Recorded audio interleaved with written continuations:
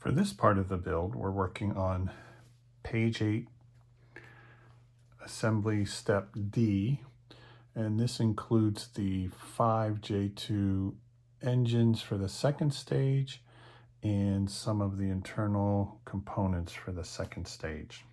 So also noticing that their rendition of the J2 engines look a lot like a Doctor Who Dalek.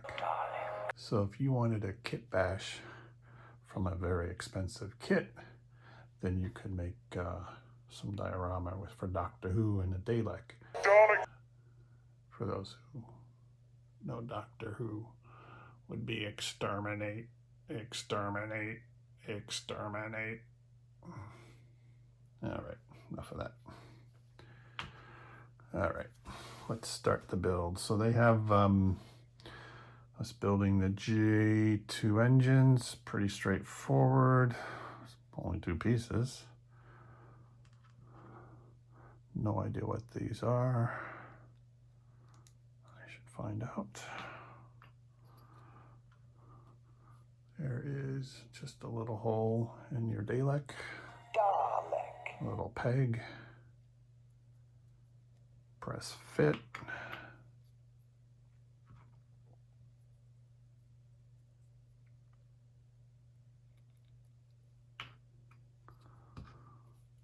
Take care of 5 of them.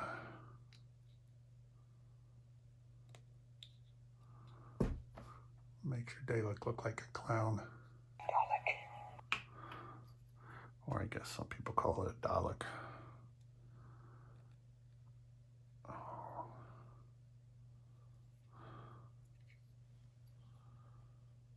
That one was a little problematic. Look, and it's got its 2 little arms up in the air. It's surrendering. All right.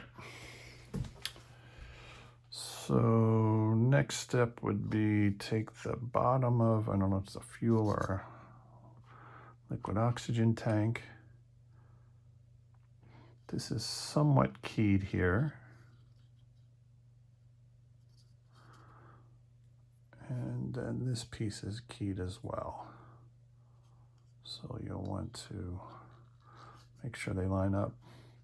Pretty loose. Press fit, but we won't worry about that for now. And then this piece lines up with these 4 holes and these 4 pins. But what you want to do is make sure that this hole lines up across from this one as such. So you got to make sure you get the pegs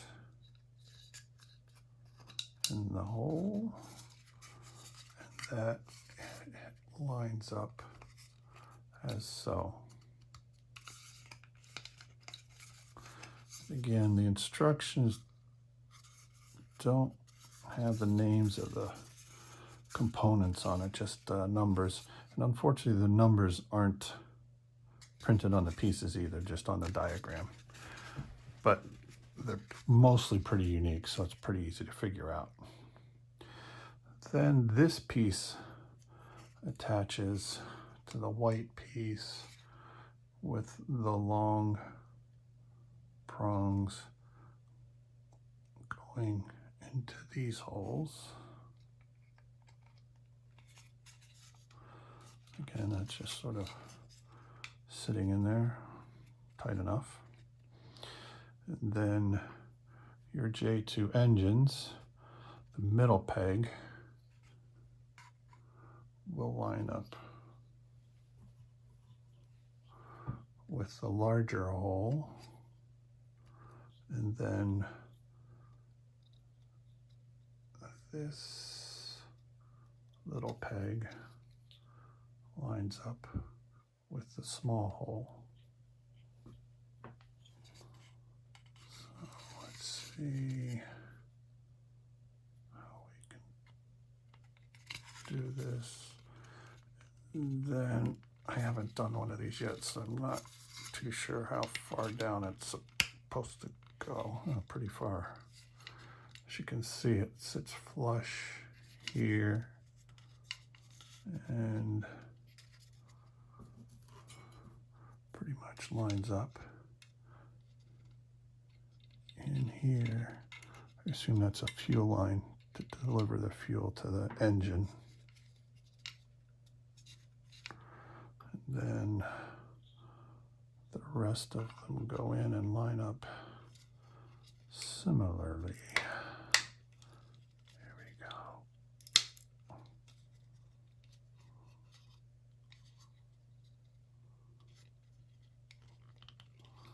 That one clicked in pretty good.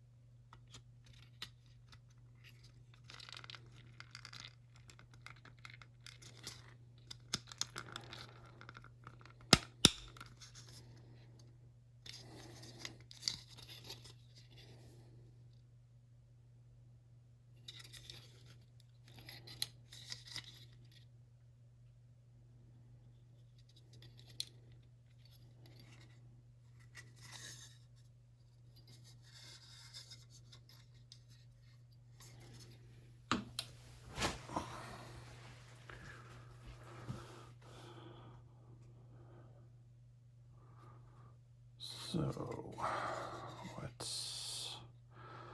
don't know what these components are.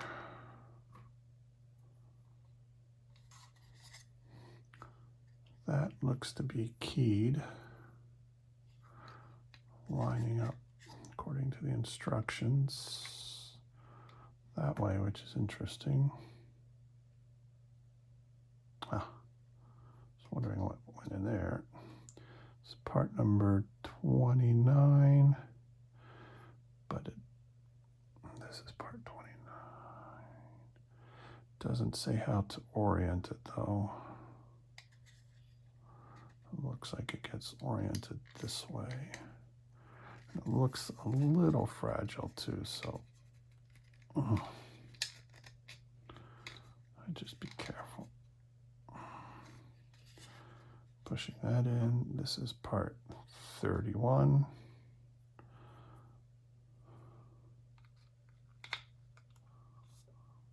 So, not sure what's going to keep that in, but we'll find out.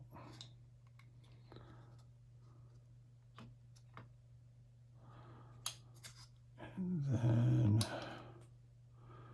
part 32 and 33. So I had to take a break there and do some test fitting because things weren't going together like they seem like they should. This is part 32 and part 33. They represent the baffles to the inside of the liquid oxygen tank. And if you see on 32, they've got these 4 notches that are raised. There you go. So the instructions show that it should go together like this, but I found it would not fit. To fit properly inside the liquid oxygen tank, it needs to go like this, because one of these is not raised. You got 3 that are raised, one is flat, and then this flat one sits on top of this notch right here. So basically it goes like this.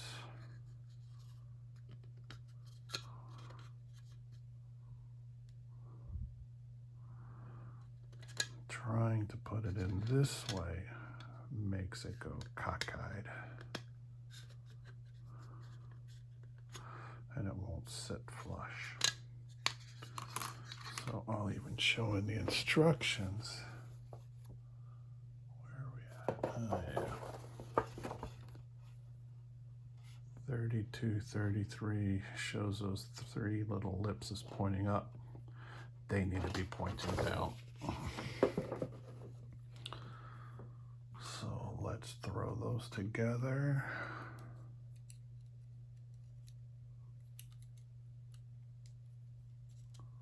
Again, it's just a press fit. The pin fits inside of the hole.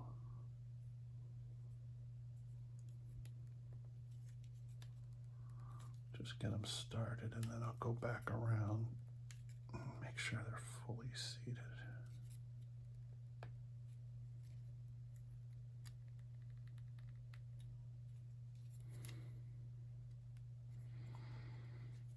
Be careful not to snap them.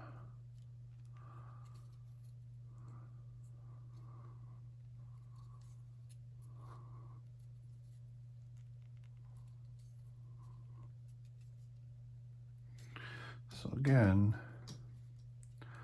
these lips are pointed down, not up. You've got three of them and then a flat one. And then this fits inside the top of the liquid oxygen tank. It's clear so you can see inside. And there are three, or no, there are four little grooves where those cutouts sit.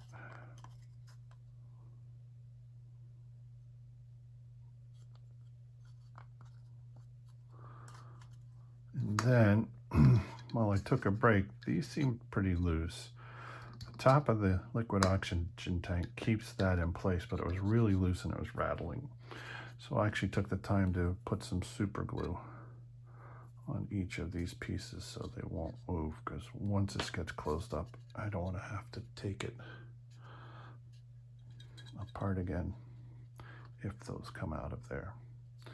So then, again, remember, there's one of these flat ones. These notches has to match up with that notch.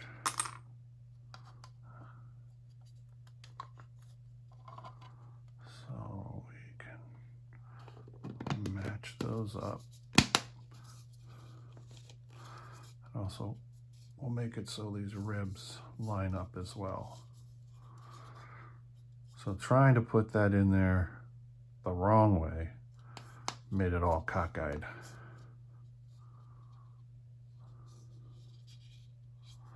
And now it doesn't rattle. So we'll put this piece, remember this is keyed, back on, and it only goes one way. While these four holes look like they're the same size, they're not. And they'll only match up one particular way. That way, this piece will marry up with that piece, match up, and actually doesn't press in, it just matches up as, I believe, a fuel line representation. So actually, if we line those up,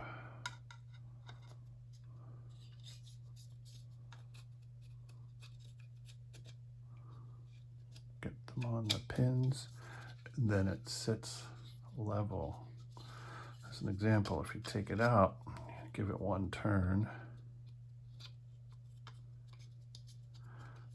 it will not sit level. There's one pin that won't go down. I think it's that one. So it is keyed, which makes sure it goes in the right way, but at the same time, you just have to know where that key is. So again, look for that hole, marry it up with that piece, put the pins, line the pins up, and it will come out straight. And this goes inside the second stage, which has to come apart. So shipped in the box, it comes a little bit assembled to save space. So this ring has to come off. This ring has to come off. And they're keyed, so you have a notch here. You have a key here. So when it goes back together, it'll line up. So both your see-through pieces will line up. And the top one is keyed as well. You have a large notch and a small notch, and a big key and a little key that will line up when you put those back together. Then we take this apart, and this comes apart fairly easy. And this is, again, stage 2.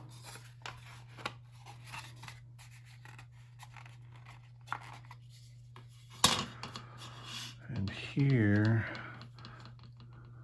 there's another, how are we gonna see it? Another key notch that marries up to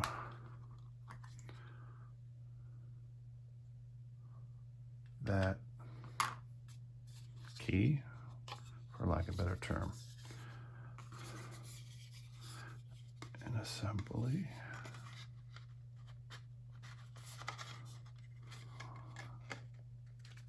There we go. And it sits in like that. And then the other piece we need. So this is liquid oxygen. If I understand correctly, then this portion is filled with hydrogen. This is the common bulkhead between the liquid oxygen tank and the hydrogen tank, which these walls make up the tank. And the reference book that I have said that they did that to save space and weight. So the instructions show that these, I don't know if they're pipes, are supposed to face the open section of the rocket. And so it would go in like that.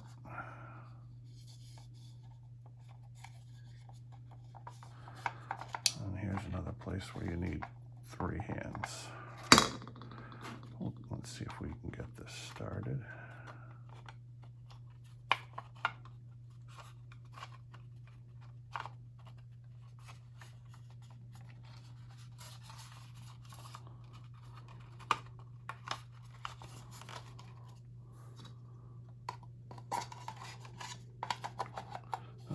Actually, it looks like we can just leave that off.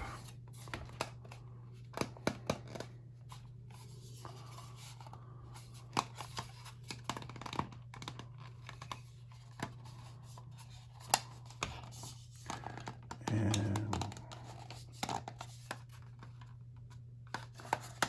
add it to the end. And that represents, one more piece. We have the clear plastic piece, and again, you want to not touch it on the inside and leave fingerprints. Let's see.